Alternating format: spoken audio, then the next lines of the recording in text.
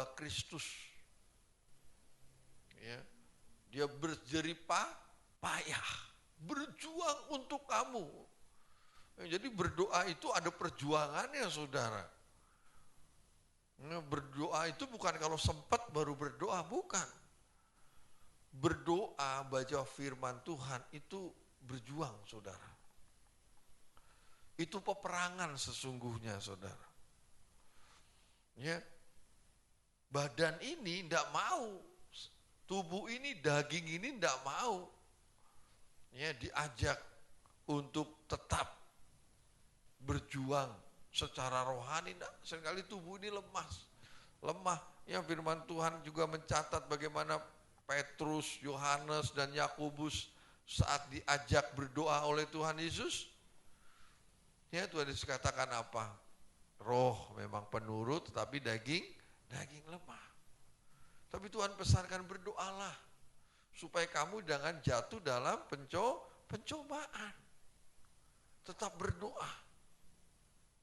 Ya, tetap berdoa bagaimanapun kondisi saudara, bagaimanapun keadaan saudara, saudara harus tetap berdoa dan itu harus diperjuangkan. Ya, itu harus diperjuangkan. Ya, itu harus tetap.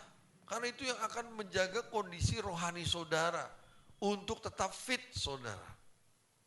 Iya, untuk tetap fit kondisi rohani saudara itu adalah tetap berdoa. Ya, saya dan saudara harus punya waktu khusus bersama dengan Tuhan secara pribadi. Harus ada, saudara luangkan waktu itu bersama dengan Tuhan. Disitulah saudara boleh mencurahkan segala isi hati saudara, unek-unek saudara, kegelisahan hati saudara, apapun yang sedang saudara alami. Mungkin keberatan saudara dengan apa yang sedang terjadi dalam hidup saudara, saudara boleh utarakan kepada Yesus. Ya, di ruang doa bersama-sama dengan Dia. Ya, seperti siapa? Hana. Secara pribadi dia menghadap Allah. Ya, sampai imam itu berkata, ini orang mabuk ini. Mengapa?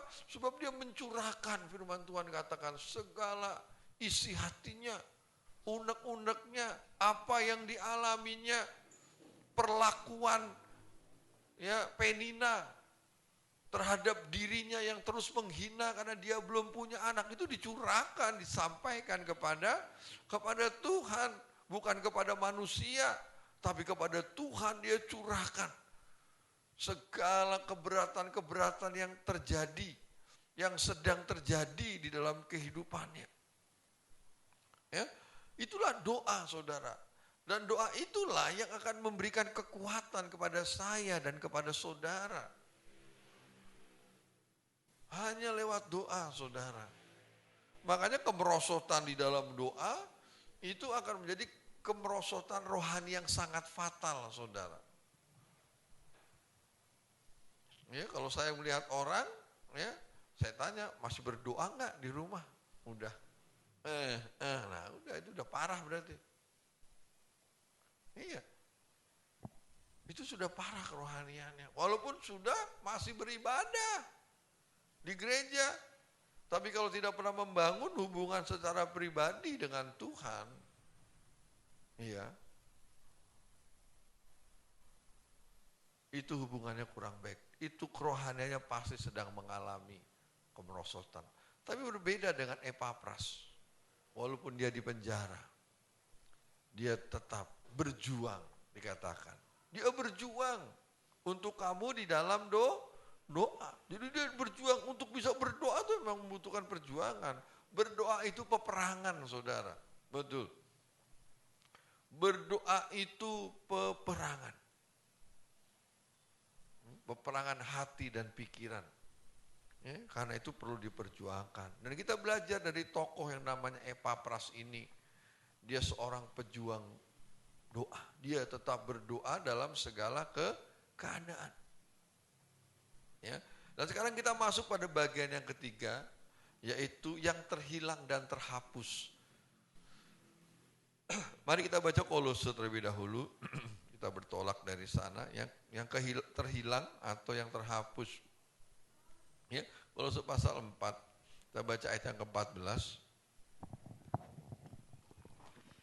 Kolose pasal 4 ayat 14. Salam kepadamu Iya. dari tabib Lukas yang kekasih, Iya. dan dari Demas. Dari Demas, ya. Dan Paulus menulis ada seseorang yang bernama Demas. Nah, inilah menjadi pribadi yang akhirnya terhilang. Ya, tentu waktu Paulus menulis ini Demas belum terhilang, Saudara. Belum terhilang. Demas masih menjadi pribadi yang setia. Ya, Demas masih menjadi pribadi yang mengikuti Paulus. Ya, Demas masih menjadi seorang pribadi yang terus berjuang bersama-sama dengan Paulus. Ya, sekalipun Paulus saat itu juga dipenjara. Karena surat Kolose itu ditulis saat Paulus ada di penjara, Saudara. Filipi, Kolose, Efesus itu saat Paulus ada di penjara. Ya, Filemon itu juga saat Paulus ada di penjara. Paulus tidak pernah berpikir bahwa Demas itu akan meninggalkan dirinya. Ya, Paulus tidak pernah berpikir bahwa Demas itu akhirnya lebih mencintai dunia. Makanya itu harus menjadi perhatian setiap kita dengan satu ayat bahwa yang terdahulu itu bisa menjadi yang terkemudian. Itu yang menjadi awasan buat kita. Jangan bangga jadi orang lama, Saudara. Oh, saya sudah bertahun-tahun di gereja. Iya, karena bukan itu yang menentukan. Bukan berapa lamanya, Saudara. Yang menentukan terhilang atau tidak, terhapus atau tidak, adalah di bagian akhir kisah hidup Saudara.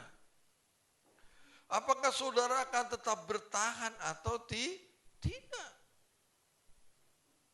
Ya. Apakah Saudara akan tetap bertahan atau tidak? Tidak seorang pun di dunia ini yang tidak pernah mengalami yang namanya persoalan. Markus juga pernah meninggalkan Paulus. Ya, kita sudah belajar itu. Tetapi Markus bangkit kembali. Berjuang kembali. Menunjukkan kasihnya kembali kepada Paulus. Bahkan sampai detik-detik akhir kehidupan Paulus. Paulus katakan, aku sangat membutuhkan pelayanan Markus. Itu menunjukkan bahwa Markus sudah pulih keadaan rohaninya. Ya, sudah pulih keadaan rohaninya. Petrus juga pernah berkhianat. Pernah menyangkal Tuhan Yesus. Ya, tetapi dia berbalik. Dia ingat akan kasih Tuhan. Sehingga hidupnya dipulihkan. Ya, dan kembali bergairah untuk berjuang bersama-sama dengan Tuhan. Bersama-sama dengan rasul-rasul yang lain. Ya, bagi Tuhan sampai akhir hidupnya. Daud juga pernah jatuh di dalam dosa. Tapi apakah Tuhan terus ingat itu? Kan tidak. Ya, tidak. Justru Daud yang diambil menjadi garis keturunannya. Garis keturunan ilahi. Ya. Dan janji Tuhan hanya kepada Daud. Daud itu akan dibangkitkan, firman Tuhan katakan. Kalau saudara baca dalam Yehezkiel, aku akan membangkitkan Daud Ya, dan dialah yang akan menggembalakan umatku. Itu janji Tuhan. Tuhan sebenarnya sudah melupakan atas dosa kesalahan yang pernah dibuat Daud. Tapi Daud berjuang untuk rohaninya itu menjadi pulih. Dia berjuang. Segala konsekuensi yang harus diterimanya, Daud bersedia menerima itu. Ya, dia bersedia menerima itu. Dia lakukan, dan itu bukan perjuangan yang mudah. Dan akhirnya Daud dipercaya, dipulihkan keadaannya. Jadi tidak satu atau dua orang yang mengalami persoalan sehingga terpuruk kerohaniannya. Ya, tidak, ada banyak tokoh Alkitab. Ya, Elia juga pernah mengalami. Ya, mengalami penurunan rohani sedemikian rupa. Tapi mereka ada orang-orang yang terus mau berjuang, bangkit. Tapi ada juga yang gagal seperti Yudas. Dia berkhianat, dia menjual Tuhannya 30 keping perak. Ya. Mengakhiri hidupnya di tiang gantungan, bunuh diri. Itu juga tidak menutup kemungkinan. Dan akhirnya namanya akan terhilang dan terhapus. Demas juga menjadi contoh buat saya dan menjadi contoh buat saudara. Dulu Demas itu begitu setia. Tapi akhirnya dia juga meninggalkan. Coba kita buka dalam 2 Timotius pasal 4 ayat 9 dan 10. 2 Timotius pasal 4 ayat 9 dan 10. Iya. Berusahalah supaya segera datang kepadaku. Karena Demas telah mencintai dunia ini. Karena Demas telah mencintai dunia ini. Dan meninggalkan aku. Iya. Ia telah berangkat ke Tesalonika. Kreskes telah pergi ke Galatia dan Titus ke Dalmatia. Iya. Dan ini sangat tragis. Di akhir kisah kehidupan Demas, Paulus berkata Demas telah mencintai dunia ini. Dan dia telah meninggalkan aku, atau dikatakan dia telah meninggalkan pelayanan. Ya, tidak ada ayat yang menceritakan kenapa Demas berubah begitu. Karena memang itu tidak perlu ditulis menurut Paulus. Karena ada banyak alasan orang untuk meninggalkan. Iya. Tapi hanya ada satu alasan untuk orang tetap. Yaitu mereka yang tetap mau berjuang. Ya, kalau untuk meninggalkan ada banyak alasan. Tapi ada satu kata yang luar biasa, tetap berjuang. Karena memang itulah hidup saya dan hidup saudara. Kita adalah prajurit Kristus. Ya, kita adalah orang-orang yang terus berjuang bersama-sama dengan Dia. Selama kita ada di dunia ini, firman Tuhan katakan hidup ini bergumul, berjuang. Tidak ada di antara kita yang tidak berjuang. Harus terus berjuang, hari demi hari. Selama kita ada di dunia ini, perjuangan itu akan terus kita kerjakan. Harus kita lakukan. Jatuh bangun lagi, gagal berusaha lagi. Itu harus diperjuangkan. Nah, Demas meninggalkan Paulus, firman Tuhan katakan. Alasannya cuma satu, bahwa dia lebih mencintai dunia. Demas telah mencintai dunia. Sehingga dia meninggalkan pelayanan. Dia meninggalkan Paulus. Ya, dalam keadaan sulit Paulus karena di penjara. Itu sudah hari-hari akhir Paulus. Surat 2 Timotius itu ada surat terakhir yang ditulis oleh Paulus. Ya, Paulus tahu betul bahwa hidupnya sudah sebentar lagi. Karena Paulus katakan, aku sudah mengakhiri pertandingan dengan baik. Darahku sudah mulai tercurah. Itu di 2 Timotius. Jadi tahu betul bahwa ini sudah hari-hari akhir. Ya, dan Demas meninggalkan Paulus karena dia lebih mencintai dunia. Coba kita buka dalam 1 Yohanes pasal 2 ayat 15.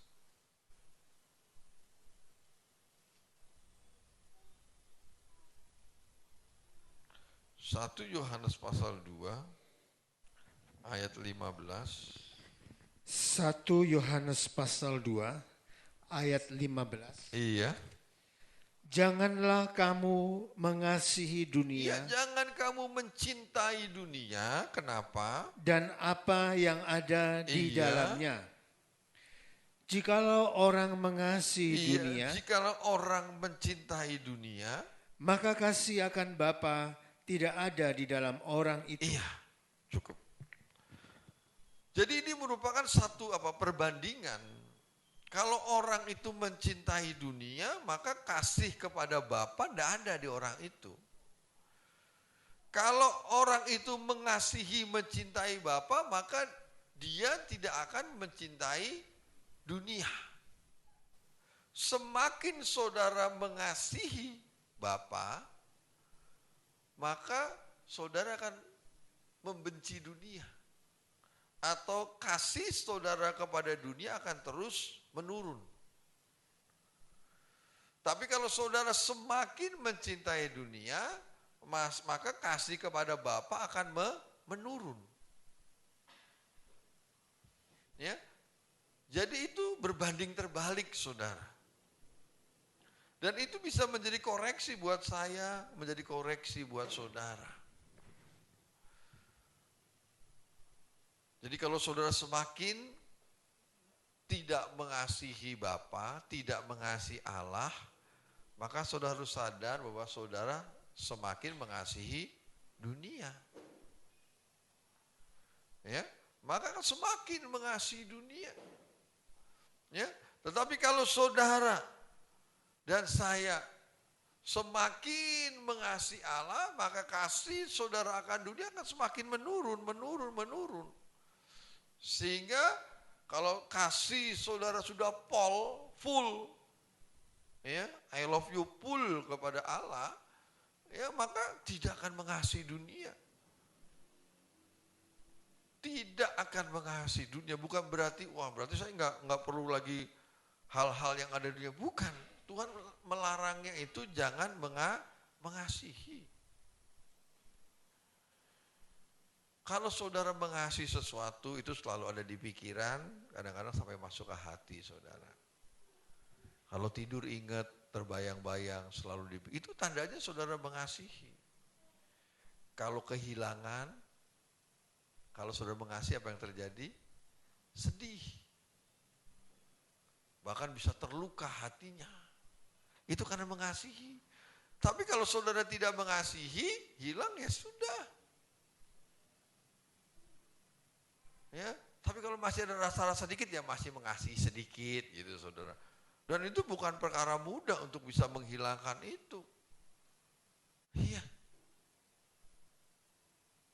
Ada perasaan seperti itu. Jadi itulah yang menjadi barometer saudara, apakah saudara mengasihi atau tidak. Bukan berarti saudara tidak boleh memiliki, boleh. Tetapi tidak boleh mengasihi. Ya, karena kasih itu adanya di hati saudara dan di pikiran saudara. Pasti saudara pikirin terus siang malam. Kalau saudara, waktu muda lah, kalau saudara mulai jatuh cinta kan siang malam makan aja ingat dia kan begitu. Kemanapun ingat dia, itu karena mengasihi, karena mencintai. Kalau saudara mengasihi Allah, itu juga akan terjadi seperti itu. Selalu mengingat akan Allah. Ya, selalu mengingat akan Allah. Selalu mengingat akan pekerjaan-pekerjaannya. Selalu mengingat di dalam perjalanan kehidupannya. Begitu kehilangan, harusnya saudara sedih yang benar. Kalau nggak berjumpa, harusnya sedih. Kalau saudara mengasihi Tuhan, seharusnya kalau nggak bisa ibadah, sedih yang benar tuh begitu. Mengapa ada sesuatu yang hilang? Harusnya hari ini aku berjumpa dengan dia. Tapi karena tugas, karena kondisi keadaan, hari ini aku nggak bisa berjumpa. Kalau saudara mengasihi pasti sedih saudara. Tapi kalau biasa saja malah bilang puji Tuhan, ya mari kita bertanya dalam diri kita. Dan kalau itu terjadi maka saudara akan semakin mengasihi dunia. Ini persoalannya. Dan itu gak boleh didiamkan. Kalau itu terus didiamkan dan kita tidak cepat sadar, ya, kalau kita tidak cepat sadar dan berbalik kembali, maka saya dan saudara akan bisa seperti Demas. Ya, tidak ada seorang pun yang gak pernah jatuh, saudara. Tapi tetap harus bangkit kembali. Markus, seperti saya katakan, Markus jatuh, Daud, ya, Elia, ada banyak tokoh-tokoh yang lain. Ya, tetapi bangkit kembali. Ya, kembali ke posisi awal. Terus berjuang di dalam kehidupannya. Dan harus cepat sadar, wow, berarti saya jangan-jangan udah mulai jatuh cinta lagi sama dunia. Harus berbalik. Berusaha terus mengasihi Allah. Berjuang, saudara. Untuk bisa mengasihi itu berjuang, saudara. Walaupun kasih itu dari hati, tapi itu membutuhkan perjuangan untuk belajar terus mengasihi. Ya, mengasihi. Itu membutuhkan perjuangan yang berat. Dan itu harus saudara kerjakan. Sebab kalau saudara dan saya tidak berjuang untuk belajar mengasihi Allah, maka saudara akan semakin mengasihi dunia. Dan akhirnya seperti Demas. Demas telah mengasihi dunia. Dan apa yang terjadi kalau sudah mengasihi dunia akan meninggalkan Allah, meninggalkan pelayanan. Dan itu pasti, saudara. Tidak mungkin dah. Kalau semakin mengasihi dunia pasti dia akan meninggalkan persekutuan dengan Allah. Kan itu cepat sadar dan berbalik, ya. Kembali mengasihi Tuhan. Coba kita baca terus. 1 Yohanes pasal 2 kita baca sekarang ayat 16 dan 17 sekaligus. 1 Yohanes pasal 2 ayat 16 dan 17. Iya. Sebab semua yang ada di dalam dunia. Iya, sebab semua yang ada di dalam dunia, yaitu keinginan daging, ya, dan keinginan mata, iya, serta keangkuhan hidup, iya, bukanlah berasal dari Bapa, bukan berasal dari Bapa, melainkan dari dunia. iya. Dan dunia ini sedang lenyap dengan keinginannya. Tetapi orang yang melakukan kehendak Tetapi Allah, orang yang melakukan kehendak Allah tetap hidup selama-lamanya. Iya. Kalau saudara semakin mengasihi dunia, maka firman Tuhan katakan yang saudara lakukan adalah keinginan dunia tadi. Ya, keinginan daging, keinginan mata, dan keangkuhan hidup. Tetapi kalau saudara semakin mengasihi Allah, maka apa yang saudara lakukan adalah melakukan kehendak Allah. Dan dampaknya kalau saudara melakukan kehendak Allah dengan benar, saudara akan semakin rendah hati. Tapi kalau saudara melakukan keinginan dunia, dampaknya akan menjadi angkuh, sombong, ya, menjadi sombong, menjadi angkuh. Itu juga terjadi dalam pelayanan yang mengatasnamakan melayani Tuhan. Kalau saudara melayani Tuhan dengan keinginan daging, maka yang dihasilkan adalah kesombongan, keangkuhan. Tapi kalau saudara melayani dengan kehendak Allah, maka yang akan terjadi saudara dan saya akan semakin rendah hati. Dan itu juga menjadi barometer, menjadi awasan buat saya. Kalau saya melayani dan saya semakin sombong, maka waktu saya melayani mengatasnamakan Tuhan, bahwa saya melayani Tuhan, pada saat itu saya melayani berdasarkan keinginan daging saya. Ya, berdasarkan keinginan daging saya. Sehingga yang dibangun adalah kesombongan, keangkuhan, bangga dengan apa yang sudah dilakukan, bangga dengan apa yang sudah dikerjakan. Tapi kalau saya melakukannya, karena saya melakukan itu merupakan kehendak Allah, maka saya akan menjadi pribadi yang semakin rendah hati. Semakin rendah hati.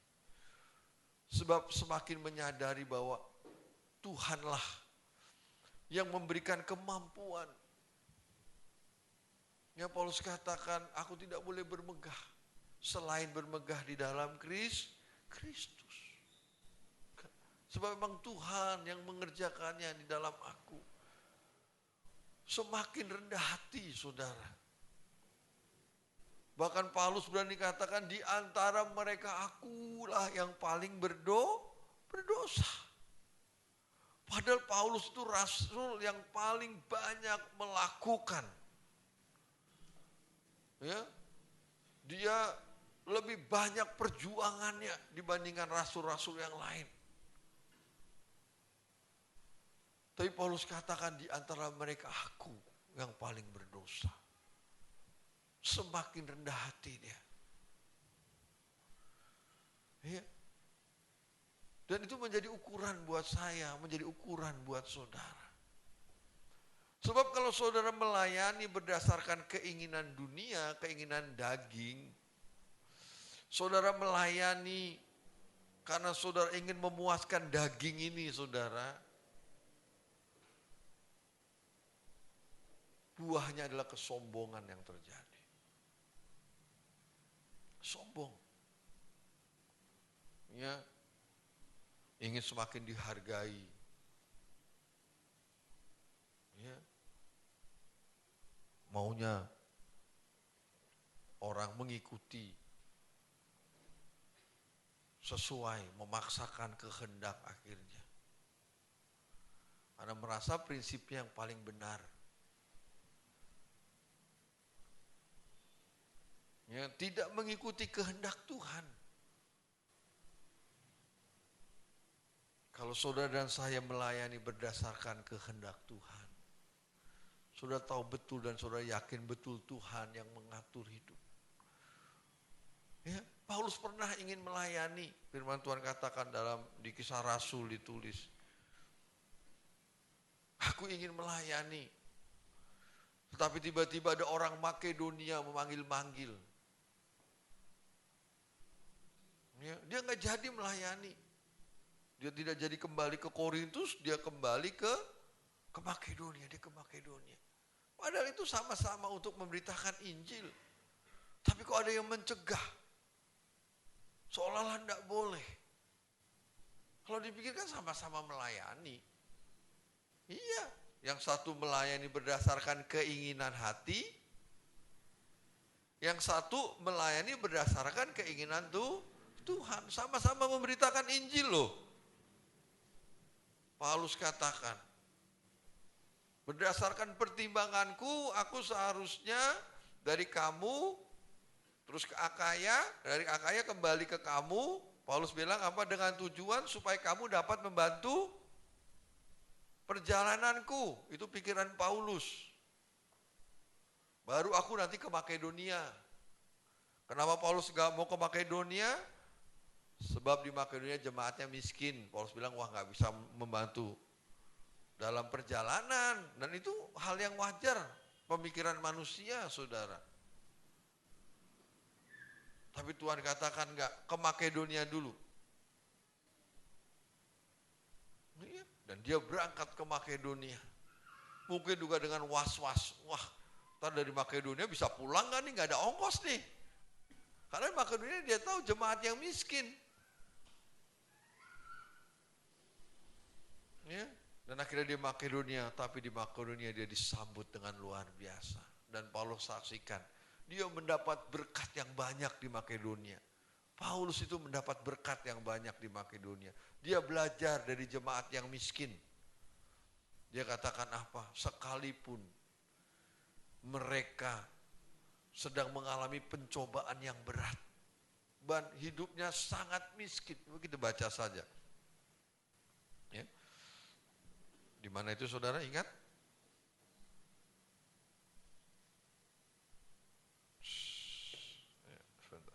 Korintus ya? 2 Korintus pasal 8. Ya, baca saja. Mulai ayat yang pertama. Iya. Saudara-saudara, kami hendak memberitahukan kepada kamu Iya. tentang kasih karunia yang dianugerahkan kepada jemaat-jemaat di Makedonia. Selagi dicobai dengan berat dalam pelbagai penderitaan, sukacita mereka meluap. Iya, sukacita mereka meluap. Dan meskipun mereka sangat miskin, miskin, namun mereka kaya dalam kemurahan. Iya. Aku bersaksi bahwa mereka telah memberikan menurut kemampuan mereka, bahkan melampaui kemampuan mereka. Iya. Dengan kerelaan sendiri, Iya. mereka meminta dan mendesak kepada kami supaya mereka juga beroleh kasih karunia untuk mengambil bagian dalam pelayanan kepada orang-orang kudus. Ya, ayat 5. Mereka memberikan lebih banyak. Mereka memberikan lebih banyak daripada yang kami harapkan. Iya. Mereka memberikan diri mereka pertama-tama kepada Allah, kemudian oleh karena kehendak Allah juga kepada kami. Iya, cukup. Paulus mendapat berkat banyak, saudara. Dari pelayanan di Makedonia, dia banyak belajar dari jemaat yang kecil, yang miskin. Sekalipun sedang mengalami penderitaan, pencobaan. Ia sangat miskin tetapi tetap mau berjuang. Bahkan mau tetap melayani Paulus sebaik-baiknya. Bahkan mereka memberikan lebih dari apa yang Paulus harapkan. Coba kita baca pengharapan Paulus dalam 2 Korintus juga ayat 1, ayat 15 dan 16. 2 Korintus pasal 1 ayat 15 dan 16. Iya. Berdasarkan keyakinan ini, Iya. aku pernah merencanakan untuk mengunjungi kamu dahulu. Iya, ke Korintus terlebih dahulu terus. Supaya kamu boleh menerima kasih karunia untuk kedua kalinya. Iya. Kemudian aku mau meneruskan perjalananku ke Makedonia. Lalu dari Makedonia kembali lagi kepada kamu, Iya. supaya kamu menolong aku dalam perjalananku ke Yudea. Iya, pernah Paulus berpikir seperti itu. Ya, ke kamu dulu. Ya, kemudian ke Makedonia, nanti balik lagi ke kamu, baru ke Yudea. untuk supaya kamu bisa bantu aku. Tapi enggak seperti itu. Ya, enggak seperti itu. Sama-sama melayani. Kalau yang pertama, kalau dia ke Korintus dulu berarti dia melayani sesuai dengan keinginan dirinya. Tapi kalau dia ke Makedonia dulu, dia berarti melayani berdasarkan keinginan Allah. Di situ saudara belajar mengerti kehendak Tuhan. Tapi saudara akan bisa tahu bahwa saudara melayani berdasarkan kehendak Tuhan atau keinginan daging saudara adalah dari hasil akhir. Apakah itu membuat saudara angkuh atau sombong atau membuat saudara semakin rendah hati. Saya percaya Paulus nangis waktu melihat jemaat di Makedonia. Hancur hatinya. Iya, ini jemaat miskin tapi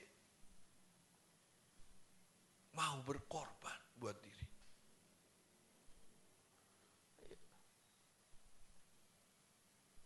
Paulus banyak belajar, pasti membuat hatinya semakin rendah hati saudara lewat pelayanan yang dia kerjakan. Tapi kalau andai kata dia ke Korintus dan kan bener kan, ternyata jemaat di Korintus membantu misalnya dari sono bawa duit banyak. Ya, tapi di akhir saudara baca dalam 2 Korintus pasal 2 ini, akhirnya Paulus berkata, jemaat di Korintus malah gak bantu Paulus. Paling jemaat yang paling kaya saudara. Iya. Maafkan, Paulus katakan, ketidakadilanku. Sebab aku tidak pernah menjadi beban buat kamu. Karena Paulus mengandalkan pribadi atau manusia. Paulus kecewa akhirnya kalau dia terus mengandalkan Korintus. Justru di Korintus dia harus bekerja, firman Tuhan katakan. Tapi di Makedonia, di jemaat yang miskin malah terpelihara. Itulah cara Tuhan. Makanya belajarlah melayani itu dengan kehendak Tuhan. Ya, bagaimana caranya? Berdoa sebelum melayani. Bergumul kepada Tuhan. Ya, supaya apa yang dikerjakan itu benar-benar kehendak Tuhan. Ya, kita sama-sama belajar untuk lebih baik lagi. Dan barometernya tadi saudara, harus saudara ingat hasil akhirnya, apakah itu membuat saudara angkuh atau semakin rendah hati. Kalau masih gitu naik dikit, wah berarti masih ada nih keinginan daging yang muncul nih waktu melayani. Tapi kalau semakin rendah hati, semakin saudara dibuat hati saudara semakin rendah. Ya, saudara tahu bahwa saudara sedang melakukan kehendak Tuhan, walaupun ada penderitaan di situ, saudara. Walaupun di situ ada kesukaran, ya, walaupun di situ ada tantangan. Jangan dikira Paulus nggak deg-degser waktu disuruh ke Makedonia. Saya percaya dalam perjalanan dia juga mikir, aduh harus ke Makedonia, jemaat miskin gimana ini. Tapi Tuhan beritahu lewat mimpi ke Makedonia. Ya, tapi itulah jalan Tuhan, bukan jalan Paulus. Rancangan Tuhan bukan rancangan Paulus. Pasti Tuhan memberikan yang terbaik, tapi membutuhkan perjuangan saudara untuk bisa percaya apa yang difirmankan. Karena itu harus tetap berjuang. Nah, Demas itu tidak mau berjuang. Sebab dia melayani berdasarkan keinginan daging. Sehingga hidupnya semakin mengasihi dunia. Sebab kalau saudara melayani dengan keinginan daging, saudara, kalau ada persoalan, saudara akan mudah kecewa. Akan mudah kecewa. Tapi kalau saudara melayani karena keinginan Tuhan, ada persoalan, akan muncul rasa syukur yang luar biasa. Mengapa? Karena Tuhan yang melepaskan. Karena Tuhan yang memberikan kekuatan. Kan firman Tuhan gitu, Paulus katakan. Ya, ada penderitaan tapi coba kita buka. Ini kemarin hari Selasa kemarin ya. Timotius, 1 Timotius. Pasal 4.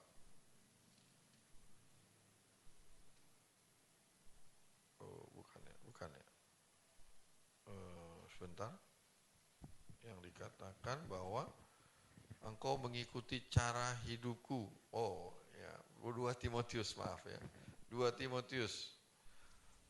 Ya, pasal 3 yang kita baca. 2 Timotius pasal 3 Ayat 11 dan 10. 11 dan 10. Maaf, 11 dan 12. 11 dan 12. Engkau telah ikut menderita penganiayaan dan sengsara seperti yang telah kuderita di Antiokhia dan di Ikonium dan di Listra.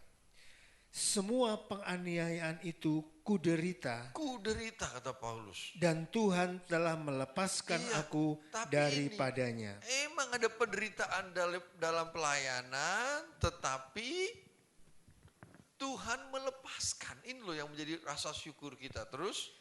Memang setiap orang yang mau beribadah di dalam Kristus Yesus akan menderita aniaya. Iya. Dan akan menyadari memang begini, melayani itu memang ada tantangannya, ada penderitaan. Ibadah itu ada tantangannya, ada penderitaan. Dan kalau saudara tahu itu, maka saudara tidak akan bersungut-sungut, tidak akan marah, kalau memang itu harus terjadi bagi orang yang mau beribadah kepada Kristus. Tapi kalau saudara melayani berdasarkan keinginan daging,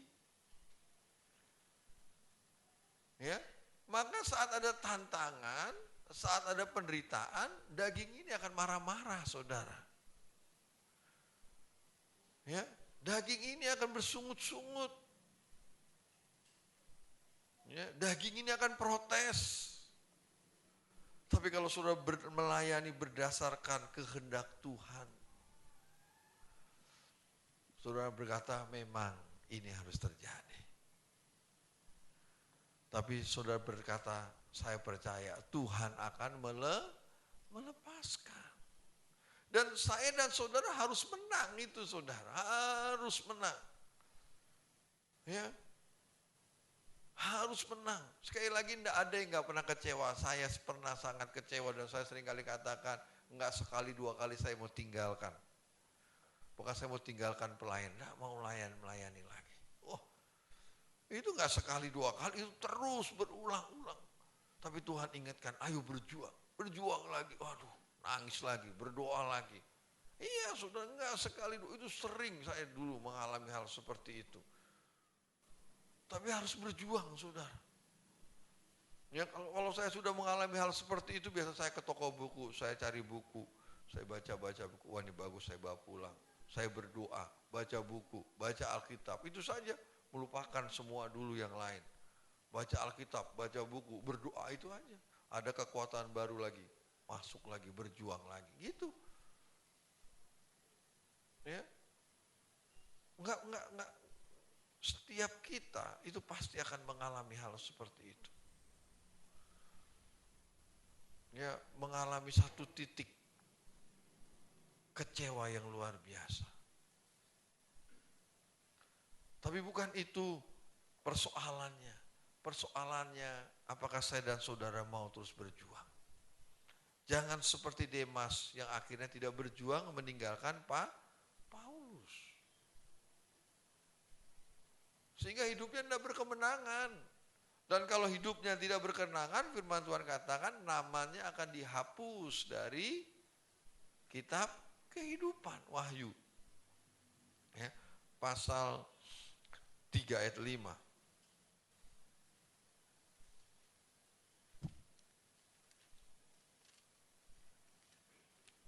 Wahyu pasal 3 ayat 5. Wahyu pasal 3 ayat yang ke-5. Iya. Barang siapa menang, ia akan dikenakan pakaian putih yang demikian. Aku tidak akan menghapus namanya dari kitab kehidupan, melainkan aku akan mengaku namanya di hadapan Bapakku dan di hadapan para malaikatnya. Ya, cukup. Barang siapa menang namanya tidak akan dihapuskan, tetapi kalau kalah seperti Demas ini, Walaupun namanya tercatat pertama oleh Paulus, ada Demas, ada Lukas di Kolose, tapi ternyata di 2 Timotius Paulus katakan, Demas telah mengasihi dunia. Dia telah meninggalkan aku. Namanya udah gak tercatat lagi, saudara. Terhapus. Ya, namanya terhapus. Sebab dia sudah meninggalkan. Hidupnya tidak berkemenangan. Yang tetap namanya adalah mereka yang tetap hidup di dalam kemenangan. Ya, bukan mereka yang tidak berbuat dosa, bukan. Firman Tuhan katakan kalau kamu di dalam aku, maka kamu itu tidak tetap berbuat dosa. Kalau kamu dilahirkan baru, itu kamu tidak tetap. Bukan berarti tidak bisa berbuat salah. Bukan berarti tidak bisa berbuat dosa.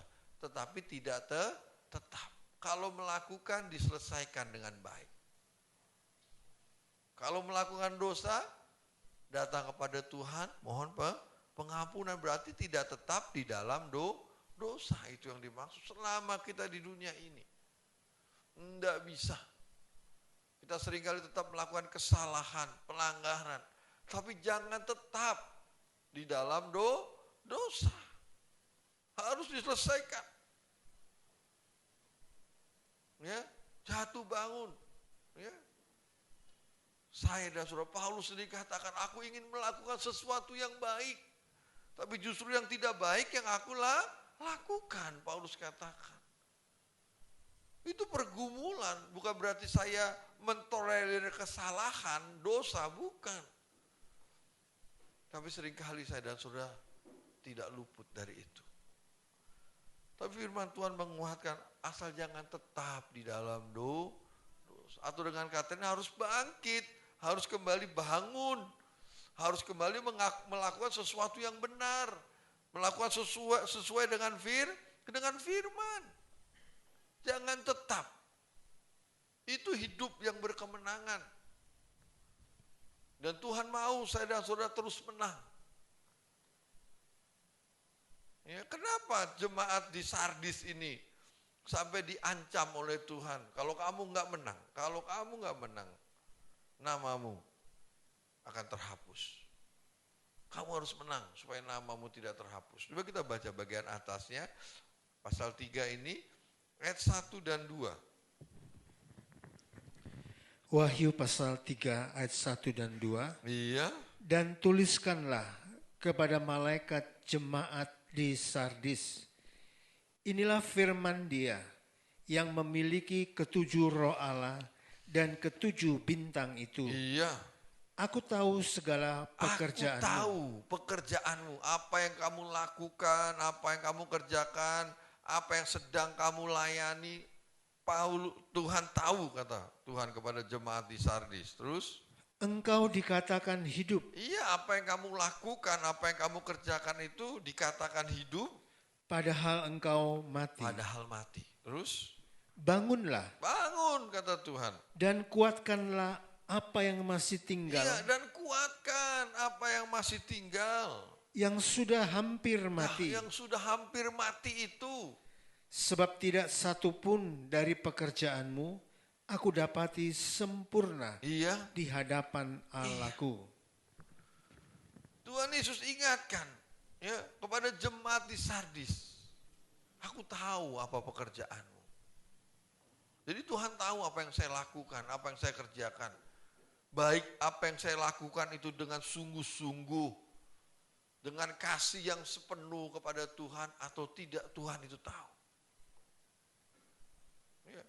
Waktu saya melayani seperti ini, apakah berdasarkan kehendak Allah atau berdasarkan kehendak diri sendiri, Tuhan tahu. Ya, Tuhan tahu. Saudara mungkin tidak tahu, wah Mas Heru kelihatannya berapi-api nih. Wah pasti nih urapan Tuhan ini turun ini. Ya, belum tentu. Ya, orator itu saudara bisa mempengaruhi saudara. Para motivator-motivator itu kan bisa mempengaruhi audiens, nggak perlu pakai Roh Kudus itu saudara, itu bisa. Siapa itu yang kondang itu? Mario Teguh. Itu kan nggak pakai Roh Kudus saudara, tapi bisa mempengaruhi nggak saudara?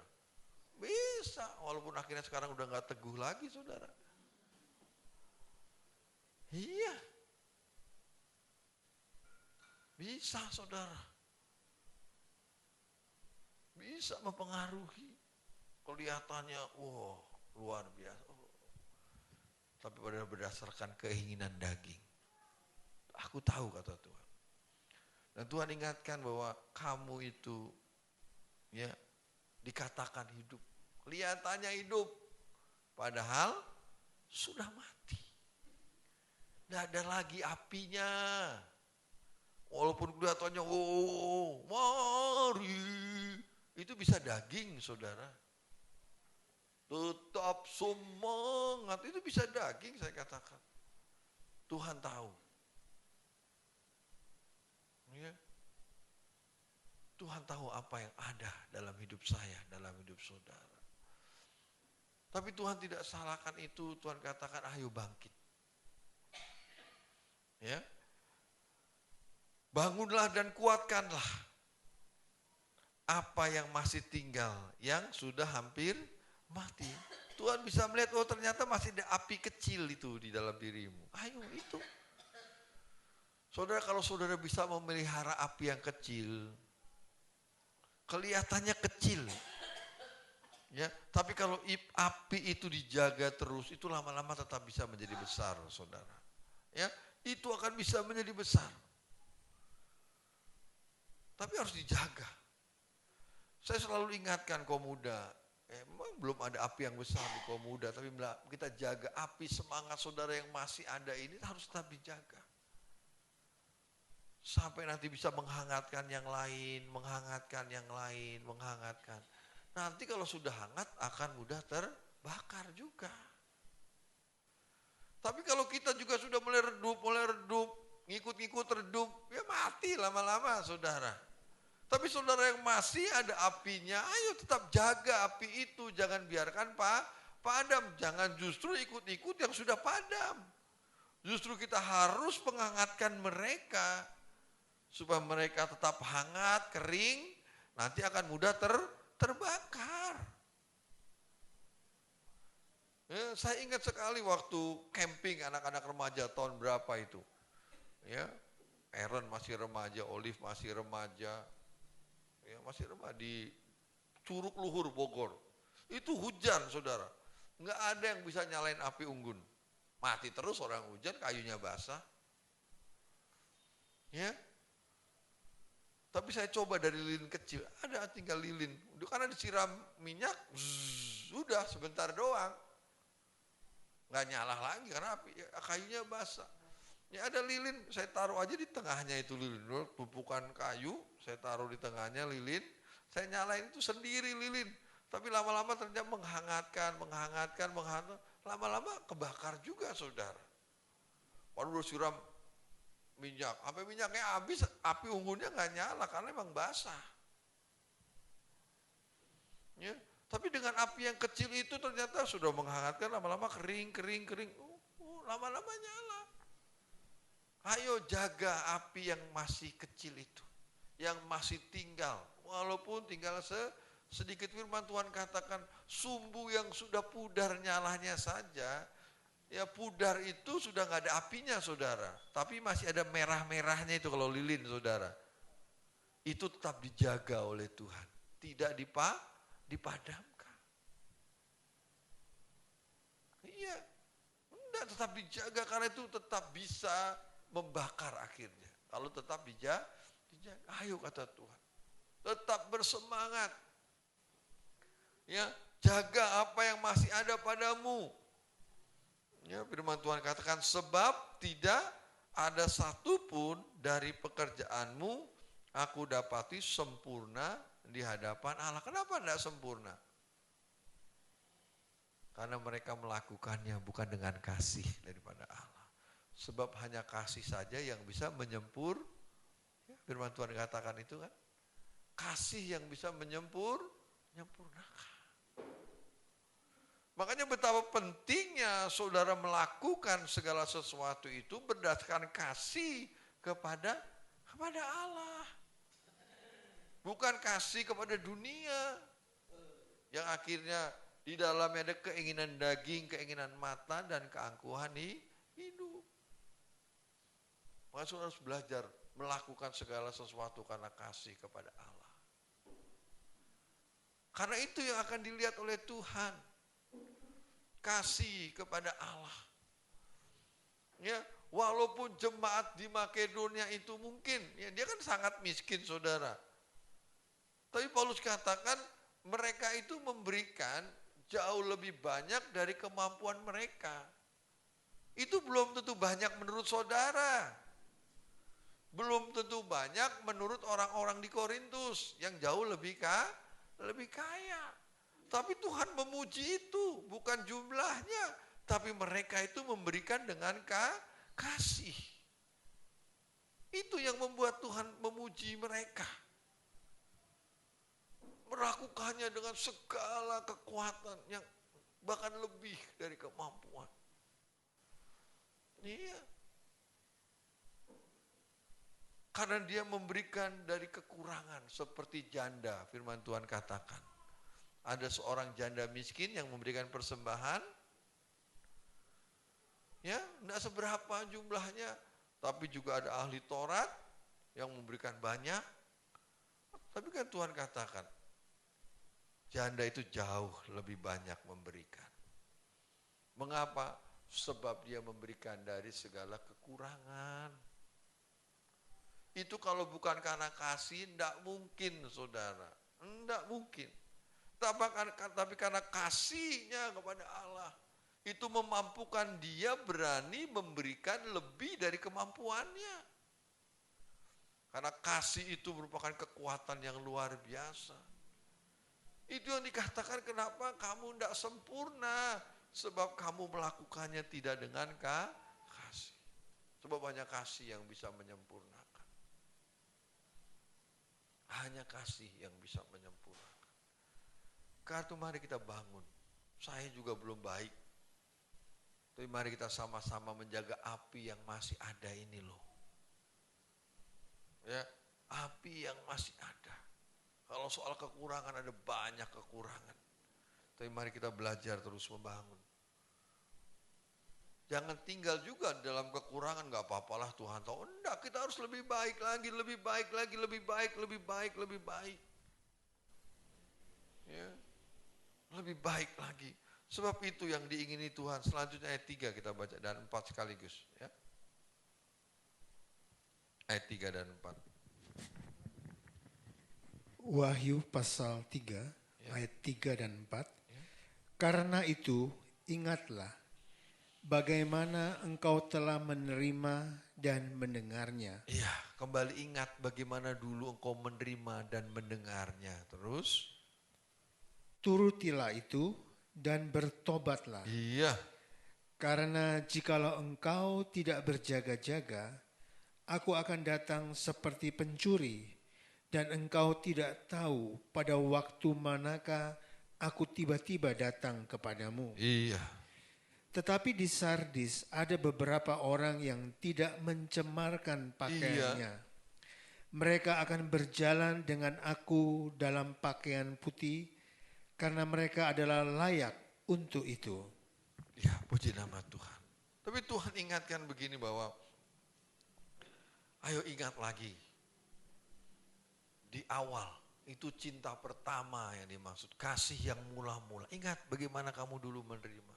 Bukankah ada banyak juga perjuangan? Bukankah ada banyak tantangan yang harus kamu hadapi? Ya, penderitaan-penderitaan yang terjadi, saudara, waktu saudara awal-awal mulai mencintai Tuhan, wah perjuangannya luar biasa. Masa sekarang mengalami tantangan seperti itu sudah mulai loyo misalnya. Ayo ingat lagi dulu bagaimana. Kamu dulu berapapun harganya kamu berani bayar. Ya, berjuang terus. Ingat itu kata Tuhan. Ayo bertobat, berbalik yang dimaksud. Ya. Sebab kalau kamu tidak berjaga-jaga, maka aku akan datang seperti pencuri. Dan kamu tidak tahu kapan aku datang. Yang dimaksud gini, kalau kamu tidak berjaga-jaga, kalau kamu nggak berbalik, ya kalau kamu nggak lagi mengingat kasihmu yang dulu, yang semula, aku tuh bisa datang seperti pencuri. Pencuri itu datang untuk ngambil, saudara, sesuatu yang masih berharga. Habis akhirnya, saudara. Kalau sudah datang, diambil sudah. Seperti perumpamaan talenta. Yang satu malah diambil dari orang itu. Malah nggak punya apa-apa udah. Malah diberikan kepada yang lebih banyak. Yang 5 talenta, yang sudah punya 10. Diambil, saudara.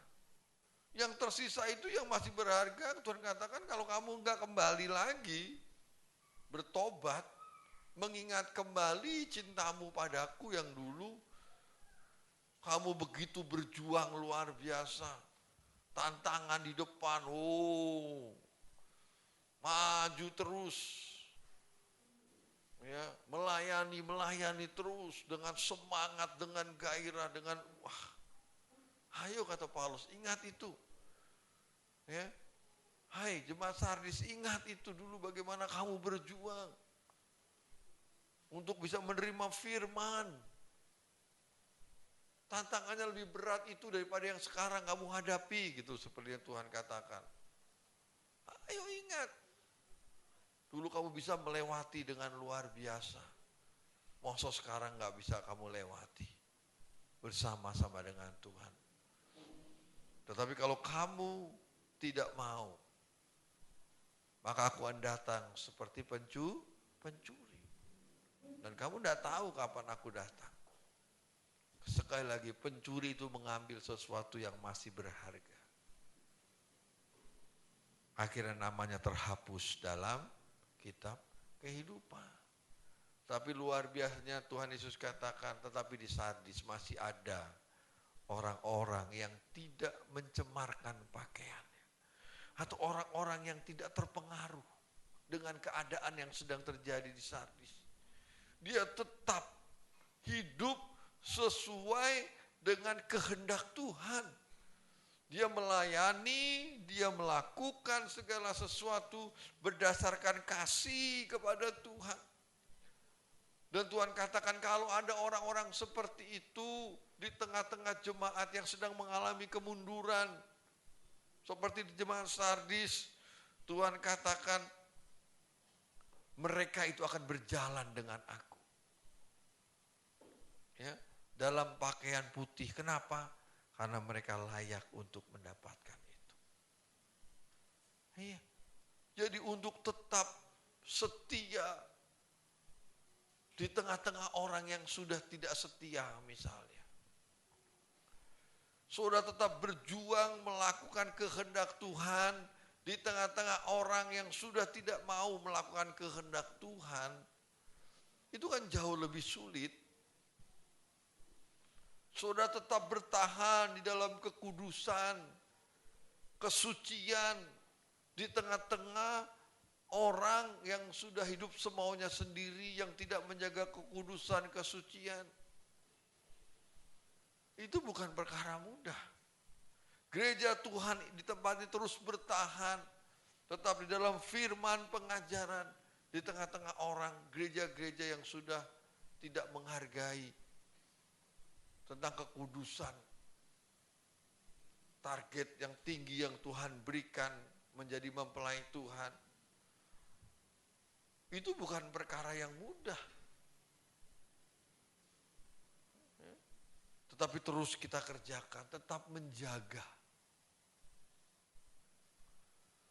Ya, dan tidak sedikit yang mulai terombang-ambing dan dibimbangkan. Tapi Tuhan tetap memberi pujian kepada mereka yang tetap bertahan. Itu bagikan api yang masih terus menyala. di tengah-tengah mereka yang sudah padam, saudara. Yang lain sudah padam tapi terus membara, tetap menjaga. Itu yang harus saya lakukan, itu yang harus saudara lakukan. Harus kita tetap bertahan.